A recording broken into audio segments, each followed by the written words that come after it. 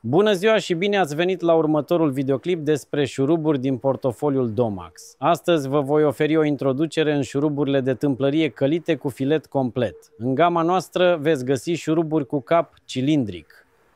Acestea sunt disponibile în diametru de 6 mm și în lungimi de la 100 la 300 mm. De asemenea și avem șuruburi cu filet plin cu cap, înnecat în două diametre, 8 mm și 10 mm.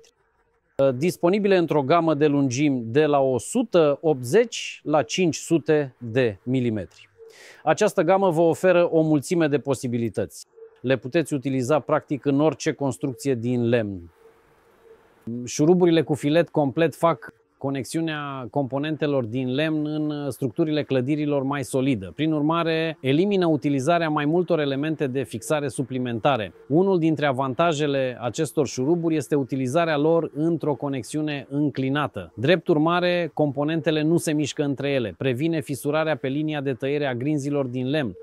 Ramforsarea grinzilor la conexiunea suspendată. Toate șuruburile noastre sunt zincate, au un canal Torx adânc. Drept urmare, forțele sunt transferate mai bine către șurub.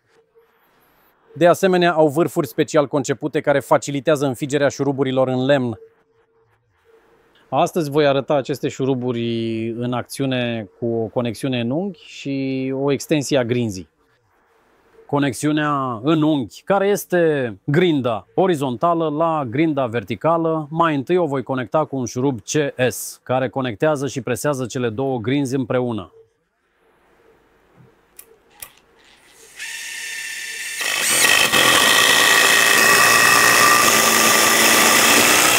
După cum puteți vedea, nu este o conexiune foarte stabilă. Acest lucru face ca grinda să se miște în direcții diferite. Întreaga structură va începe să se clatine. De aceea trebuie să o ranforsăm cu șuruburi filetate solide.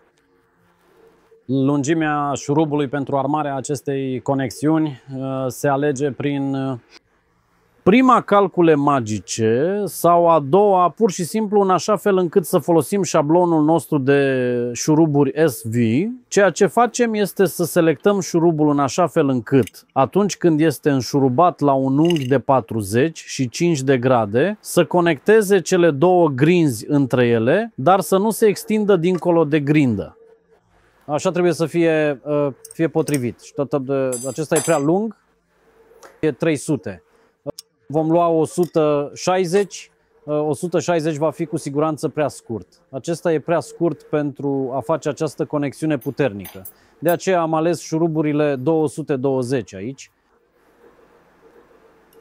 Ceea ce trebuie să facem este să alegem locul de pornire al șurubului, astfel încât să treacă complet prin grinda superioară și să se ancoreze în această grindă verticală. Această distanță trebuie marcată cu un creion pe grinda superioară.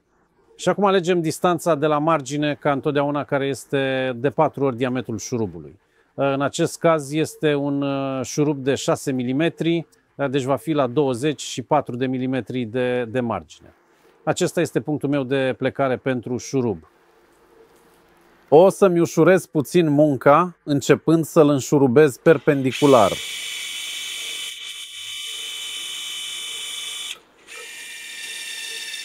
Știu că stă deja.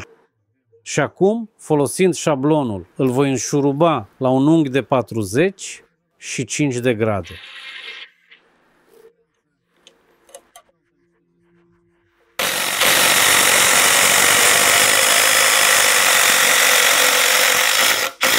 Aici tot capul este băgat înăuntru, nimic nu iese în afară, totul este bine fixat. La fel și pe cealaltă parte a grinzii.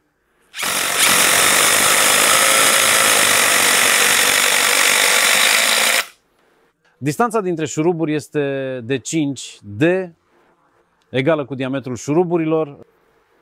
Putem înșuruba câte șuruburi dorim, nu este nevoie de un al treilea șurub aici. Nici măcar nu putem înșuruba un al treilea șurub pentru a nu rigidiza conexiunea.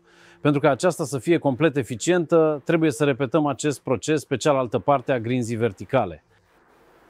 În mod similar, pe cealaltă parte, selectăm în același mod. Alegem distanța de la care începem să înșurubăm. Asta pentru ca vârful șurubului să nu iasă din grindă, nu? Marcăm capul puțin mai jos. Voi adăuga 3 mm aici pentru a reduce riscul ca șuruburile să se lovească între ele. Deci, dacă aici era 24, o să-l fac 20, să zicem 8, nu? Folosesc un șablon ca să-mi fie mai ușor.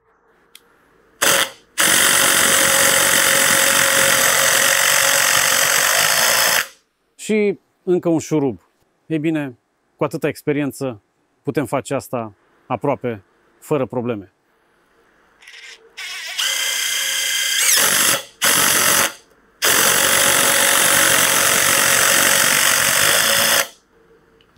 Conexiunea este gata. Fixează structura, s-a rigidizat. De fapt, nimic nu o va mai mișca. Conexiunea suspendată va folosi șuruburi cu filet complet pentru a proteja grinda de despicare, de fisurare de-a lungul liniei de creștătură. Forțele care acționează asupra acestei grinzi vor face ca o grindă neprotejată să înceapă să se despice și să fisureze aici. De aceea vom folosi șuruburi cu filet complet. Alegeți șurubul potrivit pentru grinda noastră, asigurându-vă că păstrați distanța minimă a șurubului față de margine. În acest caz va fi de 24 de mm. Apoi, pur și simplu, îl înșurubăm.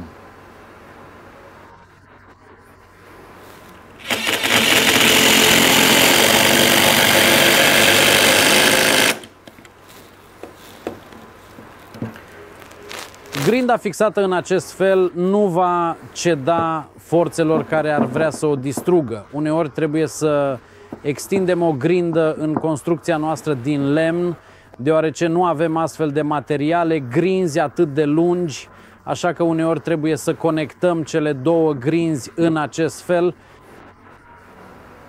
Și de aceea, pentru a proteja grinda de crăpare, folosim șuruburi cu filet complet în același mod pentru a preveni crăparea acesteia în linia crestăturii. Aici am piesa deja făcută. Acum voi face o a doua în același mod, ținând cont de distanța minimă față de margine.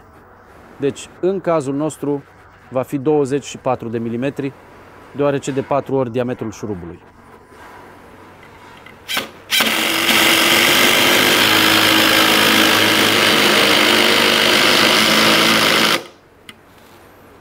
Deci da, am fixat grinzile. Acum le putem conecta. Un șurub cu diametru de 6 mm va fi cu siguranță suficient aici. De preferință cu cap bombat, apoi se va ascunde frumos. Iar pentru îmbinarea celor două piese voi folosi unul puțin mai gros de 8 mm, dar cu cap înecat. Capul înecat se va ancora frumos în această grindă. Voi folosi două șuruburi pentru a face îmbinarea solidă. Înainte de a începe să înșurubez, voi uni cele două piese cu cleme de tâmplărie pentru a mă asigura că se potrivesc cât mai strâns posibil, astfel încât să nu se despartă.